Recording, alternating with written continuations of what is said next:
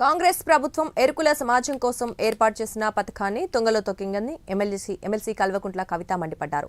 Tank bund వద్ద ఏకలవ్యుడు జయంతి ఉత్సవాల్లో పాల్గొన్న ఎమ్మెల్సీ కవిత ఏకలవ్యుడి చిత్రపటానికి నివాళులర్పించారు. ఇక బీఆర్ఎస్ ప్రభుత్వంలో కేసీఆర్ ప్రారంభించిన ఏకలవ్యుడు భవనాన్ని త్వరగా పూర్తి చేయాలని ప్రభుత్వాన్ని డిమాండ్ చేశారు. అలాగే 50,000 ఎరుకల కుటుంబాలకు 60 కోట్ల మేర లబ్ధి చేకూర్చే పథకాన్ని మరింత మెరుగుపరిచి అమలు చేయాలని డిమాండ్ చేశారు.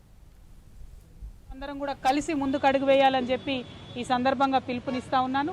దానికోసం నా వంతు ప్రయత్నంగా నేను మీ అందరినీ కలుపుకొని పోయి అనేక ఉద్యమాల్లో మనం ఇవాళ పాల్పంచుకుంటా ఉన్నాము.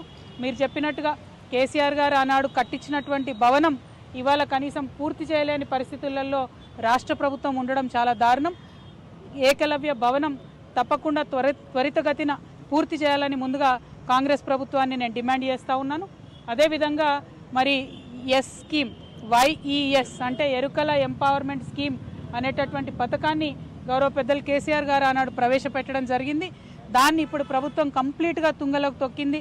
2-3 సార్లు లెజిస్లేటివ్ కౌన్సిల్లో కూడా మీ తరఫున ఈ అంశాన్ని నేను ప్రస్తావించినప్పటికీ కూడా ప్రభుత్వానికి కనీసం చీమగుట్టినట్టుగా లేకపోవడం చాలా దారుణం. ఈరోజు ఏకలవ్యుని జయంతి సందర్భంగా మళ్ళొకసారి ప్రభుత్వాన్ని డిమాండ్ చేస్తూ ఉన్నాను. ఏదైతే 60 కోట్ల రూపాయలు 50,000 ఎరుకల కుటుంబాలకు లబ్ధి చేకూర్చే విధంగా కేసీఆర్ గారు ఆనాడు ప్రవేశపెట్టినారో ఆ పథకాన్ని యథాతథంగా లేకపోతే ఇంకొంత మెరుగుపరిచి ఇంకా ఎక్కువ కుటుంబాలను కూడా కలుపుకొని చేసే విధంగా ఇప్పుడున్నటువంటి ప్రభుత్వం వెంటనే ప్రయత్నం ప్రారంభించాలని చెప్పి ముఖ్యమంత్రి గారిని డిమాండ్ చేస్తూ ఉన్నాను. తెలంగాణలో అందరం కూడా కలిసి ముందుకు అడుగు వేయాలని చెప్పి ఈ సందర్భంగా పిలుపునిస్తా ఉన్నాను. దానికోసం నా వంతు ప్రయత్నం